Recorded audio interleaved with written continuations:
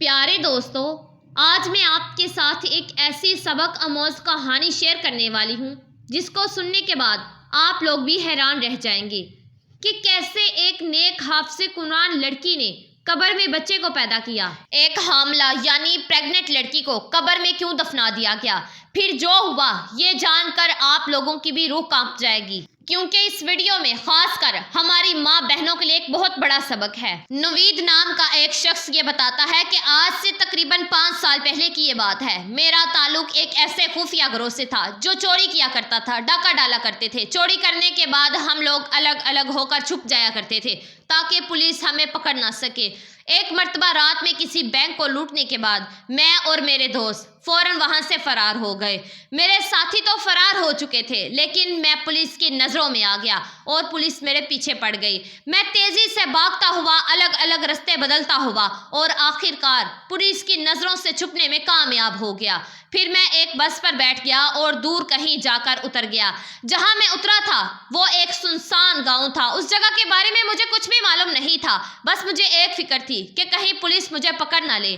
میں جس جگہ اترا تھا وہ بالکل سنسان گاؤں تھا، دور دور تک کوئی آبادی نظر نہیں آ رہی تھی۔ سامنے ایک قبرستان تھا تو میں چلتے چلتے قبرستان تک پہنچ گیا۔ 14ویں کا چاند چمک رہا تھا جس کی وجہ سے سب کچھ صاف صاف دکھائی دے رہا تھا۔ میں نے سوچا کہ آج رات قبرستان میں ہی گزار لیتا ہوں، صبح ہوتے ہی یہاں سے چلا جاؤں گا۔ میں بہت سخت جان اور مضبوط دل کا مالک تھا۔ کبھی بھی میری حالت ایسی نہیں ہوئی تھی جیسی اس رات ہوئی تھی۔ اس رات میں نے فیصلہ کر لیا کہ میں آئندہ سے کوئی بھی ایسا کام نہیں کروں گا جہاں جان کے لالے پڑ جائیں۔ میں برا نہیں تھا، بس برے دوستوں کی صحبت میں پڑ کر میں برا بن گیا تھا۔ میں قبرستان میں ایک قبر کے قریب جا کر لیٹ گیا۔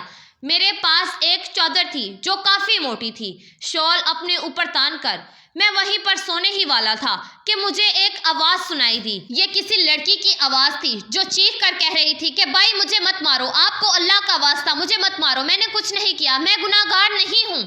یہ آواز سن کر جیسے میری روح کانپ گئی ہو۔ میں نے چادر اپنے سر سے ہٹائی اور دیکھنے لگا کہ کیا ہے آخر ماجرا۔ جب میں نے دیکھا تو میرے سامنے تقریباً 4 سے 5 لڑکے تھے جو لڑکی کو گھسیٹتے ہوئے قبرستان کی طرف لے کر جا رہے تھے۔ ان میں سے ایک لڑکا بولا کہ تجھے ذرا بھی شرم نہیں آئی؟ ہم بھائیوں کی عزت تو نے خاک میں ملا دی۔ ہم تو سمجھ رہے تھے کہ تو پھپھو کے گھر پر ہے، مگر اب پتہ چلا کہ تو حرام اور ناجائز بچے کو اپنے پیٹ میں لیے گھوم رہی ہے۔ ایک لڑکے نے اس لڑکی کو پکڑا ہوا تھا اور باقی 4 قبر کھودنے میں مشغول تھے۔ قبر کھودنے کے بعد انہوں نے لڑکی کو زندہ قبر میں پھینک دیا اور اوپر مٹی ڈالنے لگے۔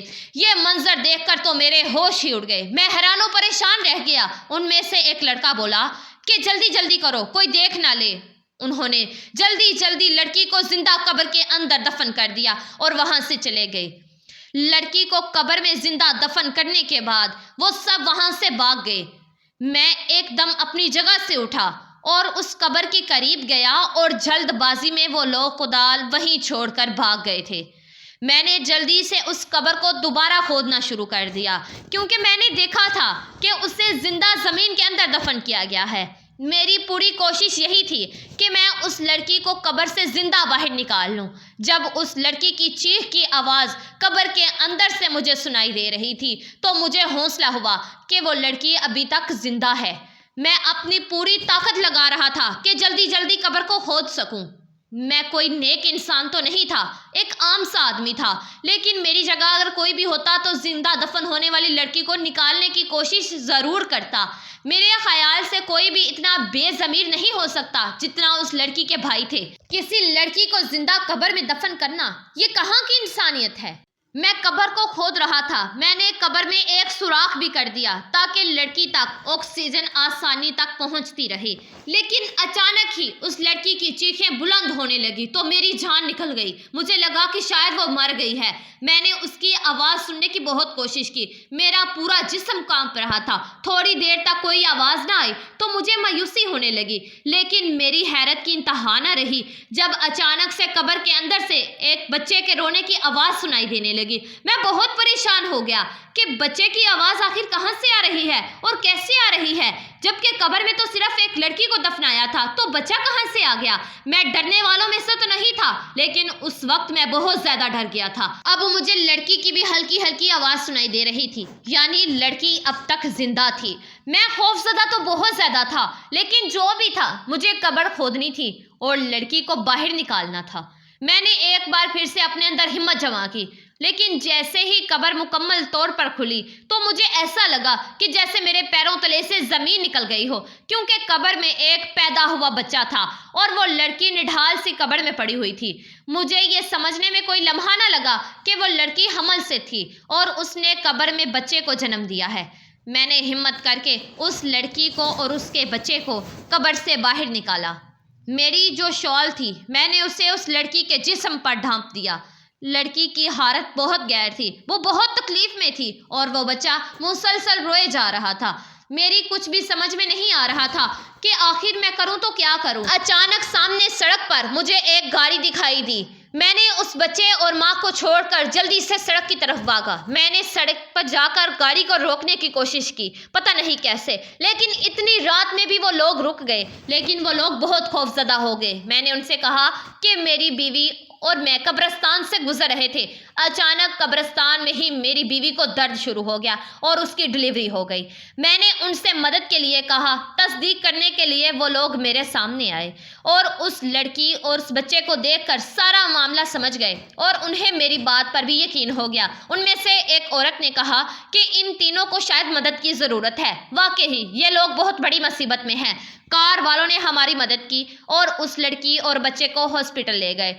میں نے بینک سے جو چوری کی تھی اس کا حصہ اپنے ساتھیوں سے مانگا تو انہوں نے میرا حصہ مجھے فوراً دے دیا۔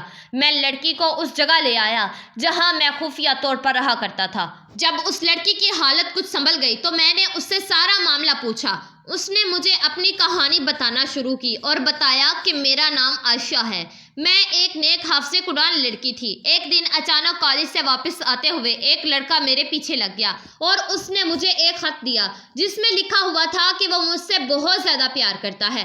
اس کا نمبر بھی نیچے لکھا ہوا تھا۔ پہلے تو میں نے صاف اسے انکار کر دیا، لیکن پتہ نہیں کیوں شیطان نے مجھے ورگلا دیا تھا اور ایک کمزور لمحے کی ضد میں آ کر میں نے اس کے موبائل پر کال کر دی اور یوں ہمارا رابطہ قائم ہو گیا۔ پھر بات ملاقاتوں تک پہنچ گئی۔ میرے 5 بھائی تھے۔ جب وہ کام پر باہر چلے جاتے تو میں اس سے گھر بلا لیا کرتی تھی۔ گھر پر کوئی نہیں ہوتا تھا۔ میرے ماں باپ بچپن میں ہی گزر گئے تھے۔ شیطان کے بہکاوے میں آ کر ہم نے وہ گناہ بھی کر دیا جو ہمیں کبھی نہیں کرنا چاہیے تھا اور اس کی سزا میں آج تک بھگت رہی ہوں۔ جب اس لڑکے کا ناجائز گناہ میرے پیٹ میں پڑنے لگا تو میں نے اس بات کا ذکر اپنی پھپھو سے کیا۔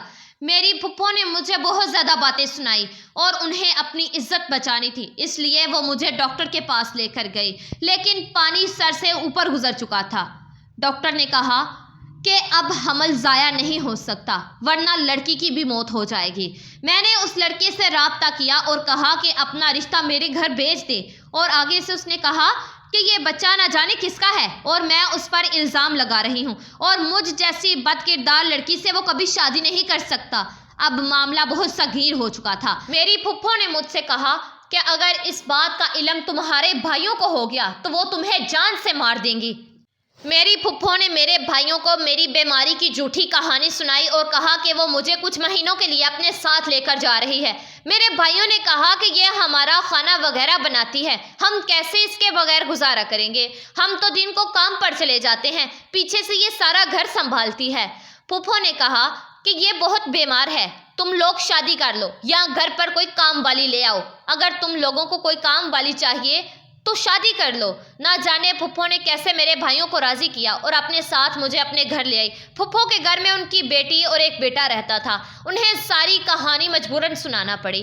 میں نے حمل کے 9 ماہ وہاں گزارے، لیکن جب میری ڈلیوری کا وقت قریب آیا تو اس دن اچانک میرے بھائی میری پھپھو کے گھر آ پہنچے۔ نہ جانے یہ بات کیسے ان کو معلوم ہو گئی۔ وہ مجھے وہاں سے گھسیٹتے ہوئے واپس گھر لے آئے اور پھر وہاں سے رات کو قبرستان میں لے آئے اور مجھے زندہ قبر کے اندر دفن کر دیا۔ جب مجھے قبر کے اندر دفن کر دیا، میرا دم گھٹنے لگا، میں چلانے لگی اور میں اللہ سے مدد مانگ رہی تھی۔ میں بہت تکلیف میں رو رہی تھی، کرا رہی تھی۔ ایک طرف تو میرا دم گھٹ رہا تھا اور دوسری طرف مجھے حمل کا درد بھی شروع ہو گیا۔ میں نے سچے دل سے اللہ کی بارگاہ میں توبہ کی کہ آئندہ میں کبھی کوئی گناہ نہ کروں گی، اور میں نے کبھی گناہ نہ کرنے کا پکا ارادہ کیا اور اللہ سے دعا مانگتی رہی، روتی رہی، گر گراتی رہی کہ میں نے اللہ سے دعا کی کہ یا اللہ، میں تیری نیک بندی تھی، نہ جانے کیسے شیطان کے بہکاوے میں آ کر مجھ سے یہ گناہ سرزد ہو گیا۔ مجھے آخری دفعہ ایک موقع دے دے۔ میں ساری زندگی کبھی کوئی گناہ نہیں کروں گی۔ اگر میری کوئی نیکی تجھے کبھی پسند آئی ہو تو مجھے اس کے بدلے میں آج یہاں سے نکال دے۔ میں اس وقت یہ جانتی تھی کہ آدھی رات کو قبرستان میں کوئی بھی مجھے بچانے کے لیے نہیں آئے گا، لیکن مجھے اپنے اللہ سے بہت امید تھی۔ میں نے اس وقت اپنے اللہ کو دل سے پکارا تھا اور میرا کامل یقین تھا اللہ پر۔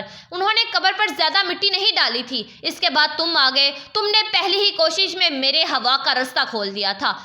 ایک پل کو تو مجھے ایسا لگا کہ شاید میرے بھائی مجھے واپس نکالنے کے لیے آ گئے ہیں، لیکن ایسا نہیں تھا، کیونکہ اس وقت ان کے سوا قبرستان میں اور کوئی موجود نہیں تھا۔